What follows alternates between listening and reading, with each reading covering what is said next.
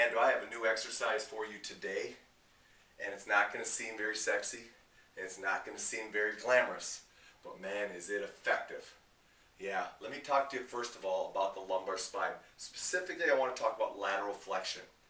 You know, when you look at lateral flexion in the lumbar spine, you don't have a whole lot of lateral flexion occurring in the lumbar spine. Yeah, you got some, but I mean, we're talking 20, 30 degrees, all right, in those facet joints as they laterally flex. So that said, all right, you're not talking about having to train a big amplitude of movement. Now, often when you see people trying to work lateral stabilizers or lateral trunk, they're doing dumbbell drop downs like this. Again, what they're trying to do is they're trying to force lateral flexion. They're training lateral flexion as a mover. And lastly, they're challenging it to go way beyond its range of motion, which in reality is totally opposite of what the core is designed to do. Yeah, the core is a stabilizer. It's designed to slow down movement. It's designed to prevent end range compression from happening. So when you look at training the core, what you really want to do is train it to be a decelerator, and you want to train it to be in a controlled fashion first, then in a rhythmical fashion, and then if you want to work speed, fine. But for most of us, control and rhythm is all we need to work on. So let's take a look at lateral flexion and see how we want to really train it, and let's use a band to do it. We're going to go ahead and stand on the band. And first of all, we're going to put our feet parallel, because again, we're going to work lateral flexion. But the emphasis is not going to be on the concentric motion. The emphasis is going to be on the eccentric motion, which means that when I have the band sitting on this side of my body, I'm actually going to be working my opposite side trunk. Let me show you what I mean. Okay, I'm over here. Now, I'm going to go ahead and control lateral flexion and bring it back home. Control. I'm teaching my right lateral flexors or lateral core to stabilize and prevent me from going too far into left lateral flexion. I got the band resting on my shoulder or on my hand. It's pulling me down, and I'm working back up. Control. Squeeze me back up. Control. Squeeze me back up.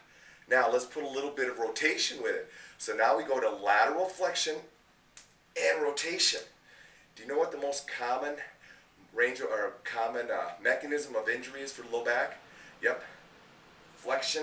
Extension and rotation. Working the core. Now, I'm not saying you won't feel it working on this side, but what you're really training is deceleration here to bring you back. Now when you add rotation into it, now you start working obliques in a different fashion. You're going to start feeling it all over. I don't really care where you feel it. You may, but I don't.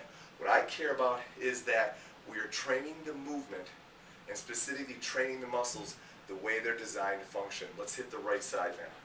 So we stand on the band. Once again, I'm putting my foot through the band, all right? I'm going to take it up over top, lock it out. Now I'm going to go straight lateral flexion first. Control, bring it back home. My emphasis is really letting my body be pulled down by the band in a controlled fashion. So I'm teaching it how to control it and then bring it back up. Breathing is key. If your core is really working well, you should be able to keep breathing just fine. Let's put some rotation with it. So now it's here. A little bit of rotation. Careful, control, bring it back home. Careful, control, bring it back home. Control. You notice my knees, they flex a little bit. I let them release. I don't lock them out tight and try to take it to my head. I want to control my trunk by getting good integration through my entire body. So I'm going to have a little knee flexion, a little ankle dorsiflexion, a little hip flexion, and then I'm going to let my lumbar spine learn how to decelerate or be decelerated by the core. Guys, start thinking of your trunk as a decelerator. Start thinking of controlling the concentric movement, all right, versus, or controlling the eccentric movement, controlling the eccentric movement, and don't focus so much on the concentric movement pattern. Yeah, it's the eccentric control that really makes the difference. Start focusing on that. Let's put a little lateral flexion training in, and let's see what you think.